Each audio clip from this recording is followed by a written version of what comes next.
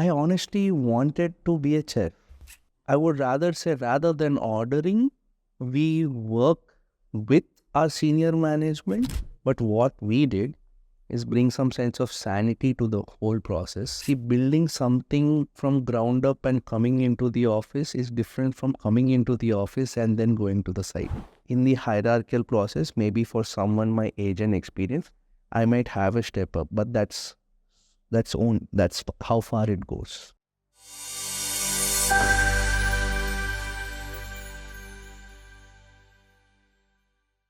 Hello everyone, this is Nihari Arabandi here, and I'm one of the directors of corporate connections in AP and Telangana. For me, this is such a great pleasure to talk to you all about the latest video series that we're getting out, what we call Embrace Excellence. Corporate Connections is a global networking community filled with thought leaders across the globe. And for us, this is an opportunity where we get some amazing leaders who've been there, done that together, and see if there's an opportunity for them to interact, have some peer-to-peer learning, have great experiences together, and create opportunities. And for us, one of the interesting initiatives on that line that we've taken is AP and Telangana, where we have chapters in Vizag and Hyderabad right now, is to get into the minds of these amazing thought leaders that have some great stories to talk about. It could range from family businesses, it could range about change management, it could talk about transformation, it could be anything. And today, this series would be specifically about legacy businesses and how change management is taken care in these kind of businesses. Welcome to the first ever video series of Embrace Excellence. And we're super excited to have on our talk show today, Bansidhar Bandi, who is the Vice President of Steel Exchange India. Welcome, Bansidhar. Thanks, Nihar. Happy to have you here. Glad to be here. So it's quite interesting that today we're going to talk about legacy businesses and change management, considering you are the person who's a second-gen entrepreneur, who's driving a company which is listed and it's doing phenomenally well in its own right? So, but before I get into that, what I was really intrigued while I read through your profile on LinkedIn is your MS in Colorado School of Mines, which dealt with energy and...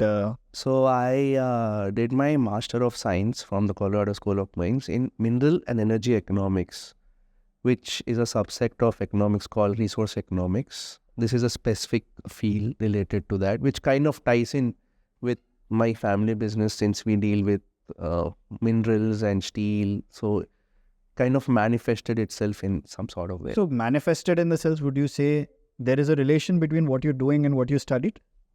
So to a certain extent, yes. So was that a choice or? So coming back to that, like I said, we are second generation entrepreneurs in the steel industry. So we've seen our fathers, like, my dad and his brothers build this from the ground up. So dinner table conversations almost always used to revolve around these subjects. As much as I used to abhor it, somehow it gets unknowingly ingrained in you that this is the path we have to take. If you see, my bachelor's is also in energy finance, which kind of ties in with coal power plants and all that, which is what we operate as well.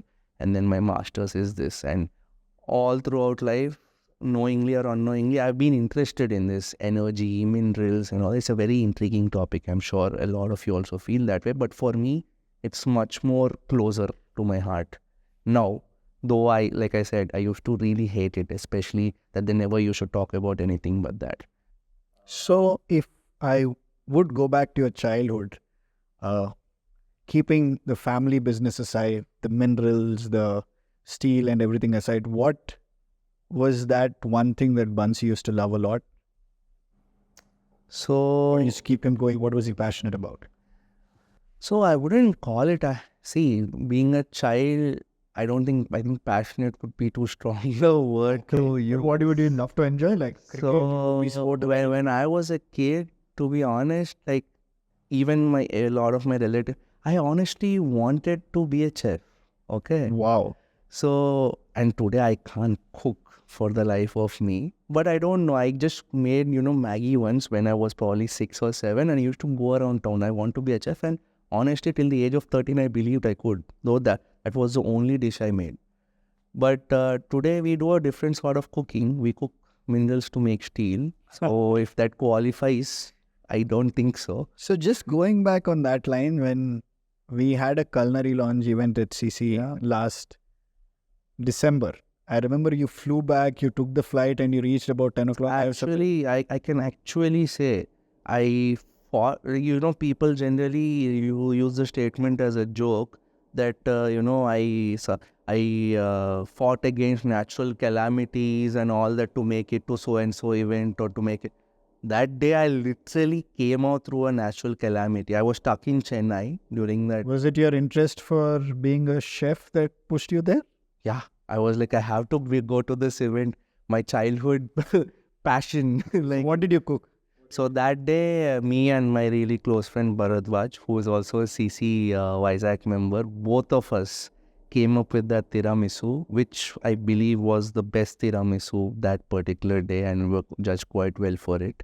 I remember the description you gave of the entire cuisine that was presented from your end was very, very interesting, because you were the guy who was leading it. You had written down everything and you were... I wrote it down. It was also my first list with ChatGPT, and I realized though the inputs are right, we shouldn't entirely rely on ChatGPT because there are places where it might screw up. And in fact, I was so in the flow where I described everything correctly. ChatGPT gave out the wrong input for the type of pasta we put in, and I was like, after I said it out loud, I was like, we didn't make carbonara though, we made spaghetti. So you shouldn't rely entirely on that for that matter. Interesting, but that's good to know. That's something we'll keep in mind, that there is a chef in you in the making, and I'm sure people at home would love to experience more. I And even my we, mom and wife don't see this. maybe you should surprise them one day. So just getting back to the scheme of things, this is something that I have in mind when I thought every CC member that I would talk to, I would love to ask about is, what is your moonshot to success? That's something I believe people who are viewing this video would love to know. A moonshot typically means aim for the moon and you might fall on the stars. So one of the things I always used to look forward to was, especially when I was in my master's, I'm going to take a specific example here. So I was the only Indian in my cohort, and it was a very small group of my master's classmates. And almost all of them have some aspiration, or most of them have even ended up working for the US government or their respective governments in some or the other way. I wanted to do something similar. I just didn't want to settle for anything, that comes my way and stay in the US for that. So I thought I'll try. But unfortunately, to not being a citizen, I couldn't get such roles. Then I said, why not my own government? But unfortunately, at the time, things were not as developed for that mechanism to work in India. Then somehow, I found my way back to India, joined the family business. And, as a 20-year-old, you have a lot of aspirations, and staying put in one place doesn't excite many of us. I'm sure you've had that experience at some point of time. So I was really frustrated, especially sitting in a factory in Vizianagaram, which is between Visakhapatnam and Arku, as a 20-year-old. So many dreams and plans. Where am I sitting? What am I doing? Out of sheer frustration, one day somehow I kept researching and finding opportunities. This Niti Aayog opportunity came my way. I applied, and let's fast forward, I got in. It was a very selective process, but somehow I made the cut. They thought I was good enough. So I went there. It was a plethora of experiences, that have changed the way I look at life and, work, whatever it is, at many aspects of my life. So towards the end of my contract there, I actually felt like coming back to my family business. And I actually thought that I can add value. I think I have to thank the government for that. Brilliant. So that was kind of what brought me back here. So coming to this moonshot thing, the reason I said this, told you guys about this experience is, see, the universe has its way of making you come onto a path which you want. You might not like it, or you might not think that this is what is set for you. It kind of has its way of getting you back to what you really want to do and where you can be the most impactful. So I think we need to trust the universe and also ourselves in going for the things we want. Just not go with the attitude that it's unattainable, we can't do it. So if you put in the effort, the universe will also help you out. So this is very interesting, but when you're saying you shouldn't look at anything as unattainable, right? So what is the most craziest or unattainable dream which is for others that you have for yourself 10 years down the line? So 10 years down the line, definitely, like if you talk about it from a business perspective, I want to be I want our company and the family to be one of the largest steel makers in India. Of course, we might not be as big as Tata Steel or whatever, but we want to be a force to be reckoned with. And I think we can do it. We want to be a recognized name. I think, that's what the second gen is for. We are not here to keep the status quo. We want to grow. We want to be a name that everyone in our particular industry should know. At least be good at what we do. Brilliant. That gave me a little bit of goosebumps when you said no status quo and we want to be there. So the idea today is probably little to dwell deep into the mind of a second gen entrepreneur, because there are a lot of myths right out there that you can just walk into a family business and it works easily. There are a lot of things, and this is a quote that I came across about 1 month back, and I've been constantly using this, where I've heard that 70% of generational wealth gets lost in the second generation, 90% in the third generation. Only 10% stay after, and when they stay, they go on forever, right? And the last line which really strike me hard is when it said generational wealth is not passed through assets but through knowledge. Yes. And for me, when I'm talking to an entrepreneur like you, I really want to understand one thing. You said you walked out of Niti Aayog with a great experience and you wanted to come back.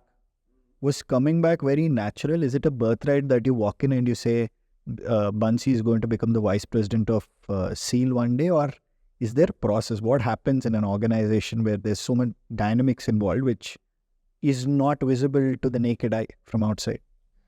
See, so there's a couple of things about this. Yes, what you said about that generational wealth, getting lost through successive generations and all that is partly true.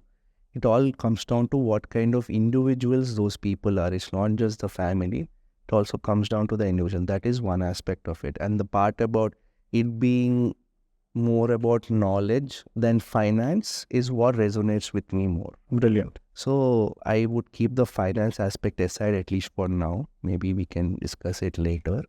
So about that, yeah, like you said, it's not my birthright. Yeah, see, my dad is the CMD and they have built it and all that. Yes, there's a certain sense of air that, he's his son, he'll come, eventually he's going to, take on that role and all that. But what you need to understand is, even if I come, barge my way in, get a nice AC cabin and all that, if you don't have the respect of your employees or the people who work for the organization, if they don't respect you as their leader, there's only so much you can do or nothing you can do. That's where this whole second generation, third generation, successive, they lose the financial wealth. So how you do that? So the first key thing is, it's not your birthright. Yes, we have a foot in the door. The door opens to us. It might not open to everyone else. And yes, in the hierarchical process, maybe for someone my age and experience, I might have a step up. But that's That's how far it goes. That's it. After that, it is upon me as the individual to, see what best I can do, interact with the people, try to find solutions and all. Till you give such actions, there is number one, no respect from your employees, and number two is no one, like you yourself won't have that satisfaction. What am I doing here? Why am I here when my contribution is zero?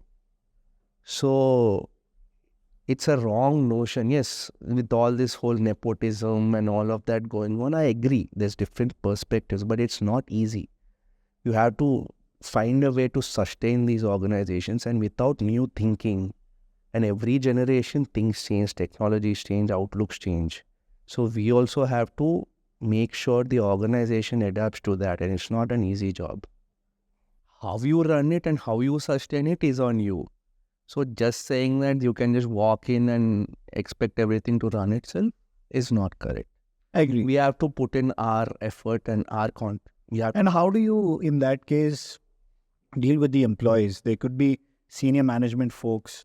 So how do you now get to a position where you, I would say, give orders, but you're the one of the guys who are driving the direction of the company, and you want them to follow your vision? How does that take place? How do you get that? See, I don't think, at least me and like my cousin who are part of the second generation, I would rather say, rather than ordering, we work with our senior management, because ultimately our bosses are our fathers. Because they are the one. We are still not at that stage where we order people. In our respective purviews, our departments, yes.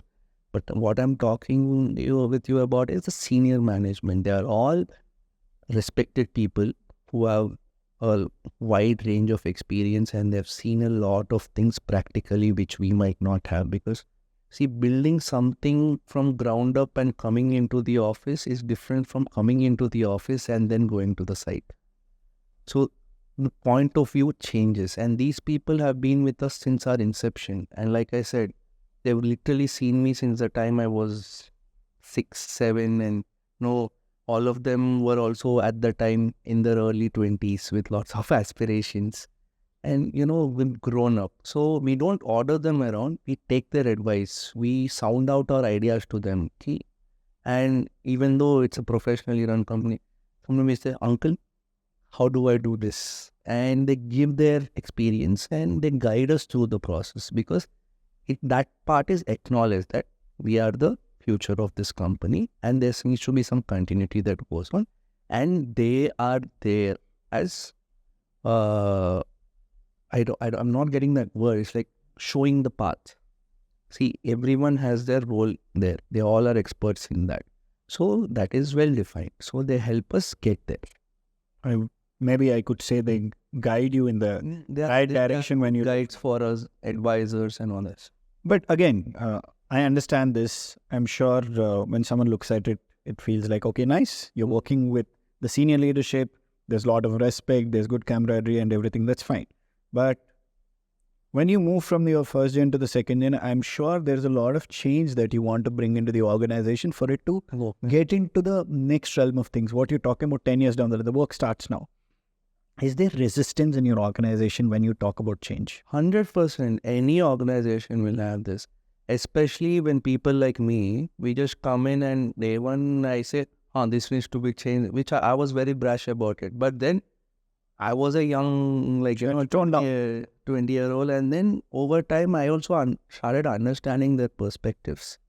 Okay, maybe there is a logical sense to... So how do you navigate through that? If you could just share an experience or a situation that... So I'll give you a very peculiar instance. So there was this one time I was spending the week at our main unit, and it's in a very usually industrial unit such as ours are in kind of rural environments and all that, where a lot of your lower rung of employees also double time as farmers or something to do with agriculture. Right? Moonlighting? it is moonlighting in a different sense, but Okay.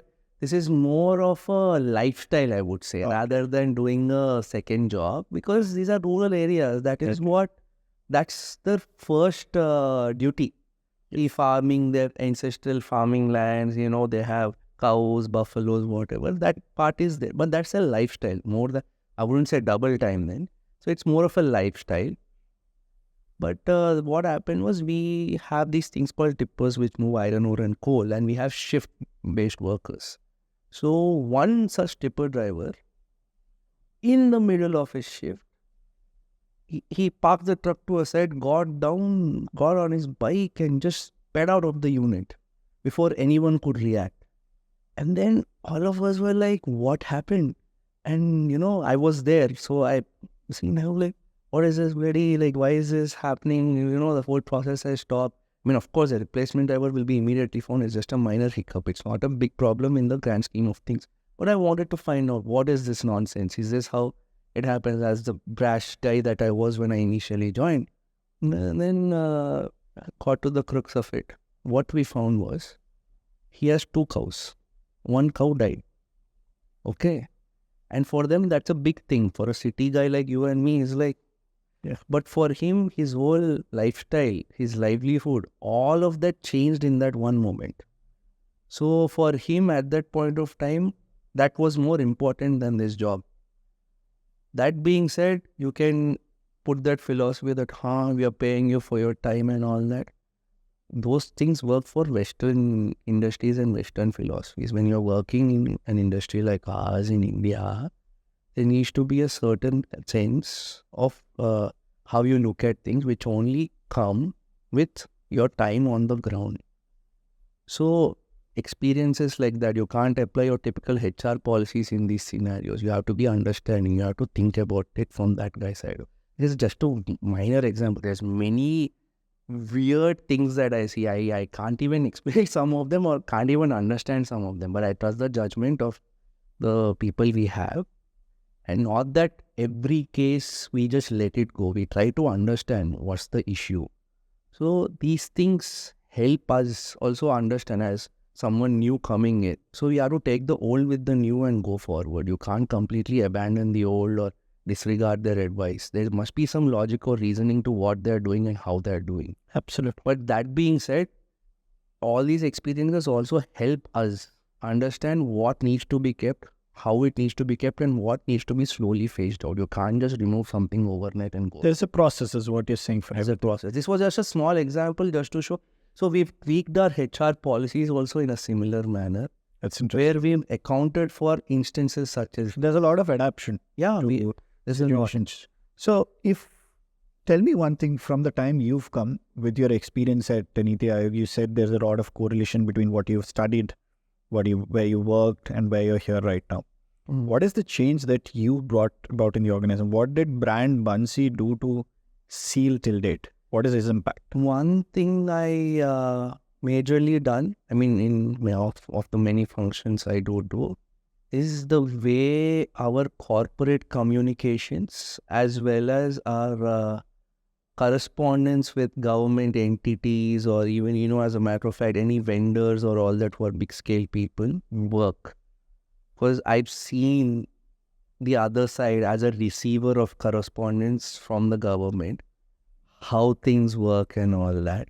So when I came to my own organization and I used to see the way they used to write letters to, let's say, Coal India or Government of India or Government of AP or Telangana, I was like, if I was to receive this letter, I would not be happy. So I kind of streamlined the entire process as to set up a separate, designated people. All communication from any department cannot go directly. It has to be vetted and goes through a proper system, and keep track of who's sending it what. We keep track of, file them by number wise, so that you don't have to keep searching for it. No, in the older generation, what used to happen was, if there's an issue at hand today, just write something and send.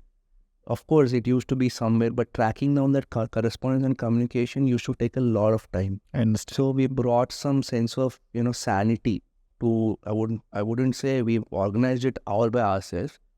There was a particular system of organization which was very chaotic in nature and used to take too much time and was cumbersome. But what we did is bring some sense of sanity to the whole process. So you made it efficient. So that's wonderful. But from an external point of view, if I talk about impact, you said you changed the corporate communication angle. I'm sure that changes how certain agencies or government regulatory bodies perceive you. What is the impact that you think this has made to SEAL till date from the time you've taken up this project? So, see, thing is, at the scale, as an organization at the scale of ours, especially when we deal with a lot of government organizations, especially when one of our largest raw material suppliers itself is NMDC, which is a very big government corporate organization. See, how you communicate with private vendors in the private sector is much different when you communicate with vendors in the government sector or even with the government themselves, because they are used to communications in a very structured format. If it's a private vendor, you can just WhatsApp them, do this, do that, and give them a call, sort out your issues and all that. With the government, you can't do that because at the end of the day, they don't own those companies. They work for those companies and there's a certain method and procedure to how things work. That being said, you can't just write anything and everything in a letter or an email or whatever and just send it to them, which was what was happening earlier. Sometimes it comes off as brash, sometimes it comes off as casual. So there needs to be some sort of semblance to what you're trying to say. So that is where I stepped in. I wouldn't say there was a lack of corporate communication before I came in. You made it better. You made I made it more structured, and got together people to make sure the language is nice, the presentation is nice. So how has it impacted your organization? So see, a lot of times when you interact with these organizations, how you communicate with them also shows you how much they respect you or reciprocate that same warmth or whatever it is to you. You give what you get is the thing there. So if you are very rude, even though you don't mean to be, in your communication and you just write based on the emotion of the moment, whoever the agreed party is. Earlier we didn't have a common point, like I said. Every department used to send their own thing. Right now, they get it sent through them and they do that. So your turnaround time has... Turnaround times have reduced, not just turnaround times. When you actually call their office, their acceptance to let you, come in, talk out your issue, or their, motivation to actually resolve your issue also is higher, for sure. That's brilliant. I can't exactly quantify it in exact time parts, but when you meet someone, you can tell, okay, this guy is trying. But that's a definitive impact, right? Which I believe the senior leadership will see that this step has ensured the turnaround time has reduced, and the way you're being perceived is better. Maybe you're getting into things which you probably worked where doors were not open to you. So that's the quality of communications definitely matters. That's wonderful. On that note, I just wanted to ask you a very different line of question. There are a lot of companies out there, right, which are into legacy businesses. If there's one organization that you would pick and you would say, this, what they do in their organization inspires me and I want to do it for SEAL. So which is that organization? My second question is, why? Why this organization? So a lot of people might have the same answer, but I have my reasons for having this answer. My top, at least India-based legacy business is the Tata Group.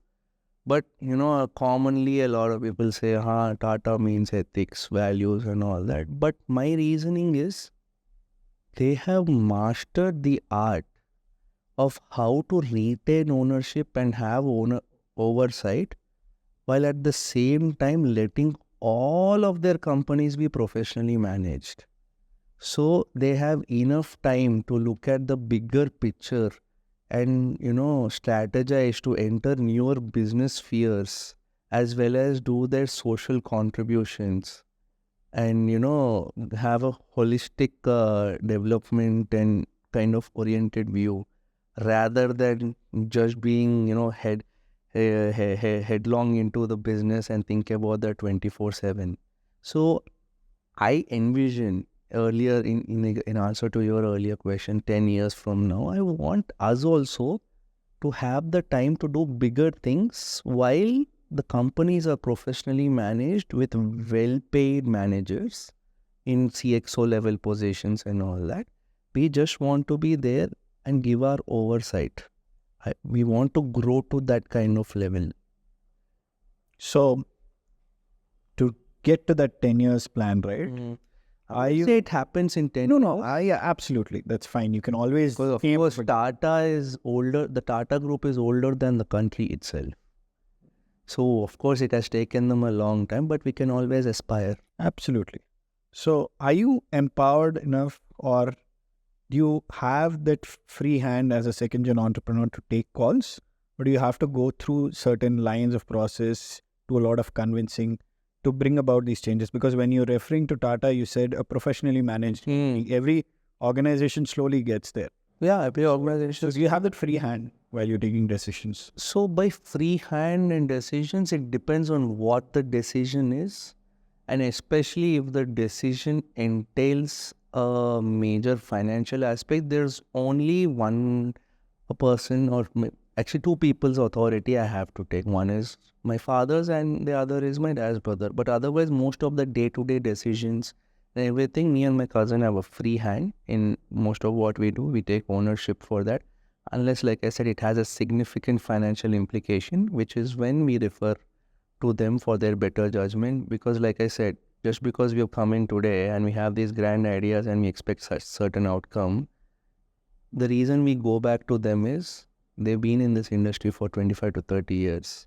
So they might know a thing or two that we don't. Experience always matters. So sometimes even in their thing, if they feel it's a minor implication, they're like, So they want us to burn our hands and learn ourselves. But if it's a major one, they rationally explain it to us rather than just brushing us off. So then we try to take that advice and see how best to. Got it. And just going back to that reference to Tata Group, right, where we were talking about diversification. Is that something on lines for SEAL, or is that something on lines for you as an individual or as a group? Yes, definitely diversification is definitely the way forward, because the kind of, our primary product is TMT bars, which is one of the major inputs for construction. It's a highly saturated market, with too much competition and low margins. So that being said, whatever our future expansion plans are, we are planning to go into different other kinds of products, specialty grade steels and all that, especially given that the government is also giving a push with Make in India. And we also have a requirement. Most of these are actually currently imported. So we want to build up domestic capacity. Apart from the steel manufacturing aspect, we are also expanding our logistics business, which currently is a minor part of our broader group, the Vizag Profiles Group. We also want to expand our portfolio of real estate, residential complexes or commercial complexes. So these are two things we are also working on. And from the steel manufacturing aspect also, is niche steel products and export-oriented steel products rather than the same thing. There are plans in place. CapExes have been planned. We are planning in the next 5 years. There's a lot of changes that we are overseeing. This is where we come in as a second generation, because these are all new things. So we are doing the research for these newer products. What are the markets, how to go about it. There are newer financial instruments than what were available when our parents were our age, how to best leverage them, because financial markets are very complex in nature. They are not as simple as they were back then. So with our education, especially mine in economics and finance, so we are better equipped to understand such things and take the company forward. And on that note, when you're talking about diversification and all that, I see you having a lot of conversations related to investment or stuff in the CC platform. And how much does the experience in peer groups, it could be corporate connections, it could be some other group that you're part of. I know you're a part of several other organizations. How much does that help for you in your diversification and also in knowledge gaining? Because I'm sure you always look up to your father and your uncle for a lot of guidance. But there's a lot more out there. I'm sure you're trying to build your own wealth of network out there, right? So one of the reasons I joined CC was I've spent most of my post schooling life either abroad because I've done my bachelor's and master's in the US or working in Delhi. Most of my school buddies are no longer in Hyderabad. So one way I thought, okay, if not friends, at least I want to build a professional circle. And CC came my way through a common, connect, who's also Bharadwaj, who's a member of CC Vizag. So I thought this is an interesting thing to explore. So let me find out about CC, and I found out, I met you and like a couple of other people, and I was intrigued by it. Then my single agenda was, one thing is I want to meet curated professionals who are leaders in their own fields, who have their well-established businesses, who I can learn from, and maybe they can learn a thing or two from me. And along with it, I want to understand what new businesses are out there, what new things people are doing, something that might not be available in your magazines or internet or something. There's some wild things I've heard in CC, the kind of things people are investing in, or what they're thinking of. So that was my agenda, and I think it's going fairly well. So it also has given me a nice professional network that I can count on. Some of them have even gone on to become some really personal friends of mine, irrespective of whether we do business together or not. It's just that we sync mentally. There's a lot of learning that we can do from each other. In fact, Suleiman Bhai, I remember, he is probably my dad's age.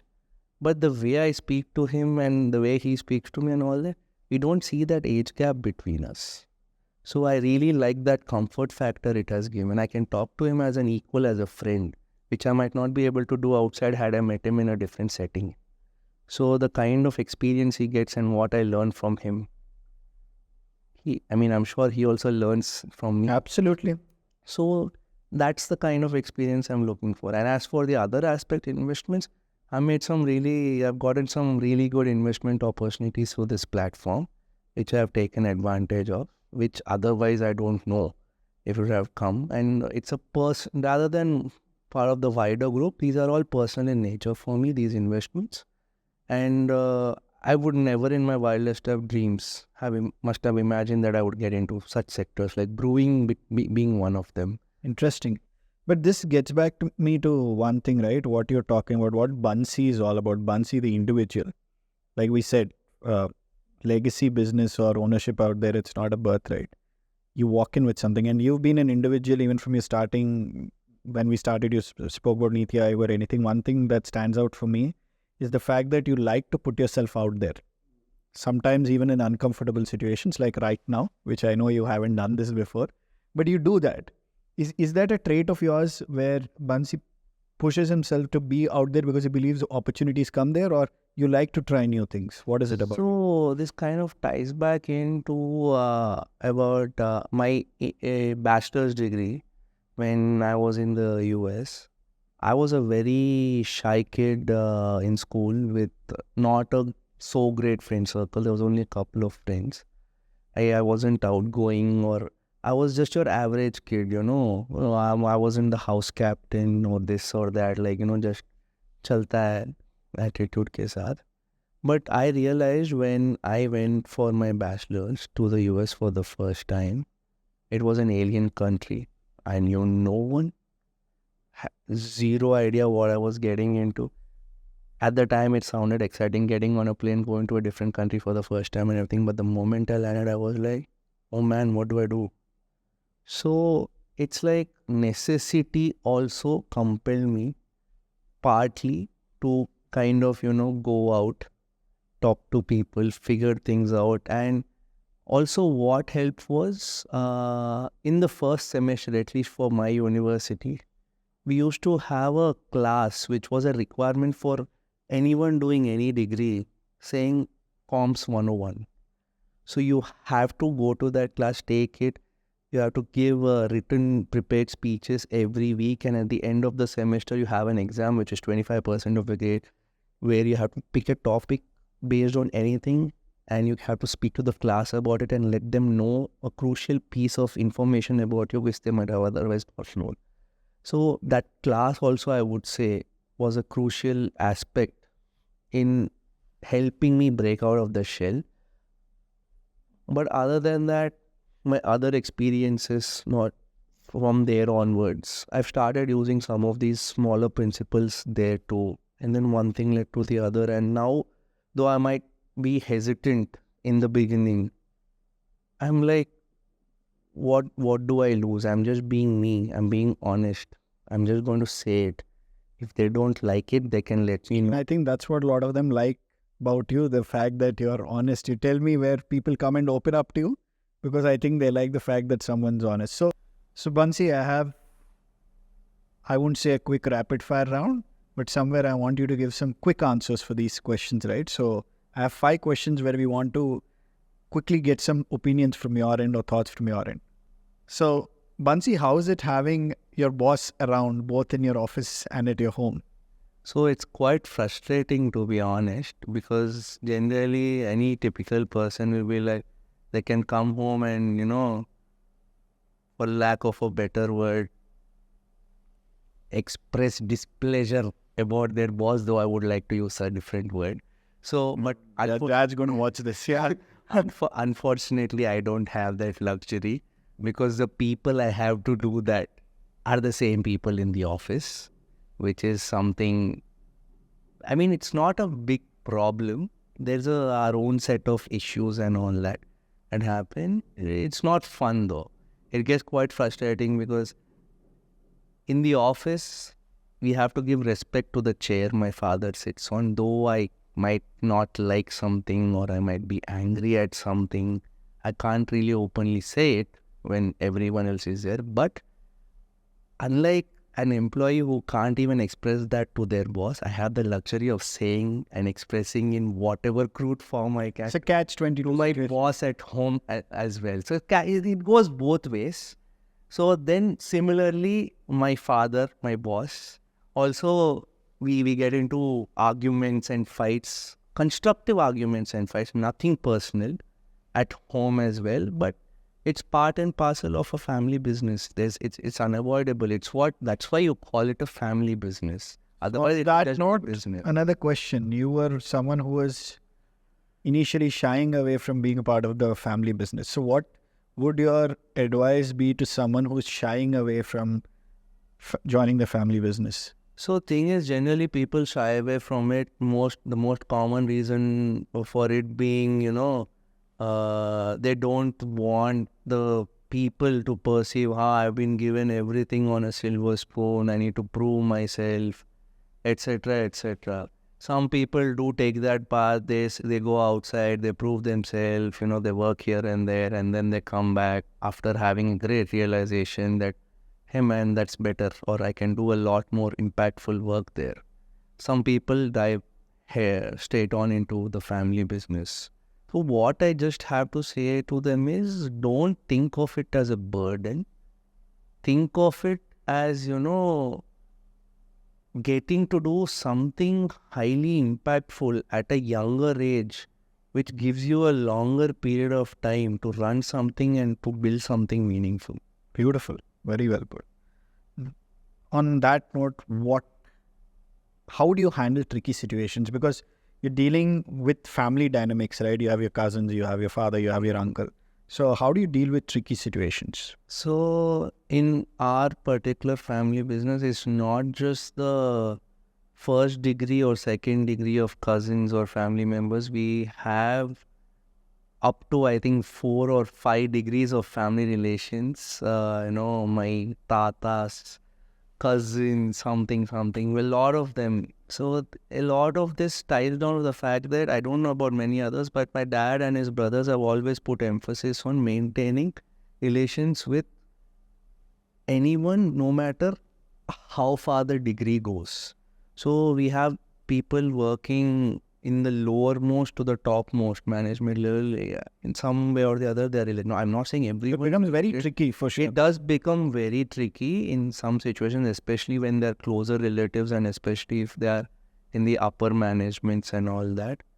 But then again, at the end of the day, the kind of culture at least we put is in the office, it's purely professional. There's nothing personal.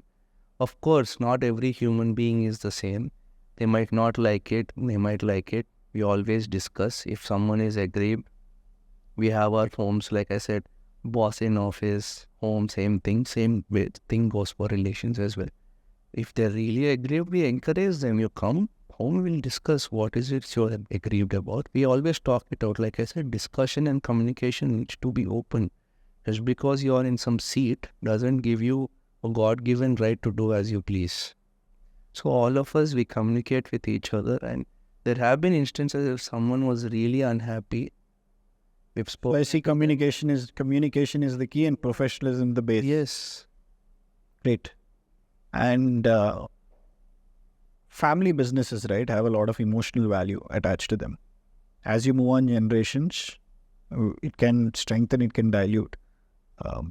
If you are in a situation where you have to take a call, it's either a make or break. Does the emotional value of business play a larger role or the practicality of it? So in my case, I would say the practicality. And then again, I would say my case because that's how I think it should go. Because it's not just what you and your predecessors of your family have built. What you're doing is also giving livelihood to many people. So just because you have an emotional bond or an emotional connect with the company or some institution that your family has built, but in turn if it has a direct impact on the livelihoods of those it employs, and whether I hold on to it or I sell it or dispose it or whatever really impacts those people, then I have to take the emotional angle into consideration, whether it takes higher precedence over what the employees think or how their livelihoods are affected. So you have to be quite practical, and not just that. Of course, what's in it for me, in my selfishness, I will think about it. What am I making and all that. But you need to have a practical consideration on it. If you are emotionally bogged down, then it might cloud your judgment, is my personal thought. Great. And what about your next generation? Would you like them to take up this as their family business, or if they have other choice, No, how would it be? see, like I said, even for me, in my case, I always wanted to stay away from this, but somehow I ended up and it manifested itself in that way. That being said, I wouldn't say no if my kids in the future want to join it, but at the same time, I wouldn't go out of my way to encourage it. They are free to find their way. Like in similar ways to mine, conversations at home happen with regards to the business. They also come to the plant or whatever whenever that happens and all that, but they're free to force their own path. They What always would be the one or two changes that you would do in your daily lifestyle compared to how it was for you earlier? Obviously, exposure, everything is different. How you grew up as a child, because you said business was a part of your family. Right? If you have your kids growing up with you at, no boarding schools and stuff, they're growing up with you, what would be the two changes that you would make which you feel will have a better impact on them? So thing is, let's take a small snippet from my summer holidays during my childhood. See, when we were kids in school and it was a summer vacation, our fathers were busy setting up these plants and everything. We always used to almost have a side guest house at the beginning of each project. So we used to spend our summer vacations there. How many teenagers can say they've been they've been to the inside of a coal power plant furnace while it was being constructed? Because you can't get into a furnace once it starts operation. You can't. So thing is, we used to spend our time around these things while they were being erected, spending time with our fathers in that kind of setting and all that. I wouldn't change much about it, given the fact that it allowed us time to, spend time with our parents and all that. But that being said, it is not healthy either, because it's like we stay there all day, wait for them to come back to work and all that. Luckily, the generation before me has put in the hard work for me to allow that luxury of having the choice. Okay, I can spend time with my kids in the city doing the activities they want. So it's always that there is one generation that has to sacrifice for the good of the future generation. So I wouldn't totally agree with what would you change, what the previous generation did. They had their reasons for doing what they did, and I have mine. But I've been given the luxury of choice, which they probably did not have, to make the future generations better. Brilliant. That's great to hear. Bansi, talk to us about the hierarchy in a setup like this, how the roles and responsibilities function. So generally in a normal corporate setup, there's a certain chain of command, and, when you're given a certain title with a certain department or something, your role is restricted to that. It is true to a certain extent in a family business organization like ours.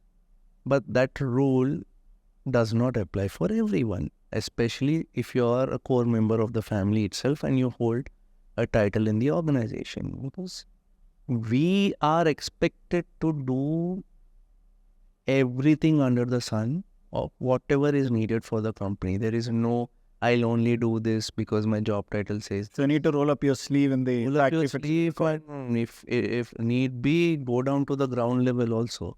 It's not that I am so and so, I will only do this. If you have that attitude, your family business or legacy business is poised for failure. See, you need to have that attitude of can do, will do. Especially when you're a second or third generation entrepreneur and who wants their business to succeed, and like we were talking about earlier, not lose the wealth. Yeah. Financial wealth. So if you don't have that attitude, then there's only one result, failure. So you have to be ready to do anything and everything, and hierarchy only takes you so far. That's all I have to say on that. Nice. So perfect, Bansi. Thank you so much. Lovely. This was a wonderful session. I think it went off very fast. Thank you so much for your time, Bansi. I think it is a very insightful session for everyone who's going to view this conversation, because for me personally, there's so many myths about second generation entrepreneurs that have been broken here, and how change can be brought about, how you have to roll up your sleeve if something is required, how you have to change and tweak policies as per the requirement, and so many more things, right? It's a great insight and great learning as to how these legacy businesses function. So, Bansi, thank you so much. I loved every conversation surrounding this. Do you have some final words from your end before we close this off? Your smile says that you have something lined up for the last roll of the dice. No, I just have this to say that whoever wants to, get into their family business and are having a tough time making the decision on, I don't want to do this, why should I do what my predecessors have done? Maybe that's not the only point. They might have a multitude of reasons for not doing it. Should definitely consider doing it, because like I said, it has the opportunity to help you, build something more meaningful and long-lasting at a young age. So this is an opportunity that not everyone's afforded. So I think you should definitely consider it. I wouldn't say go for it, but it's a point worth considering, and I wish you the best. I believe you had one last quote that you wanted to share. So, thing that applies to family businesses, especially, and this is something I've heard and I've used multiple times. In fact, I've heard it for the first time from a very esteemed CC member of ours, who's again a founding business member, Mr. Ahmed. He's the MD of Focus Softnet and also its founder. The statement he said always resonates with me. We have walked so that you can run. This is very true for a legacy or a family business, especially with every passing generation. Every generation walks and passes on their knowledge to the future generation so they can use that knowledge and run. So it's what we make of it. So that statement really resonated with me given the situation I'm in. Brilliant. That was great to hear. Thank you so much. And Thanks. it's a pleasure. Thanks for having me.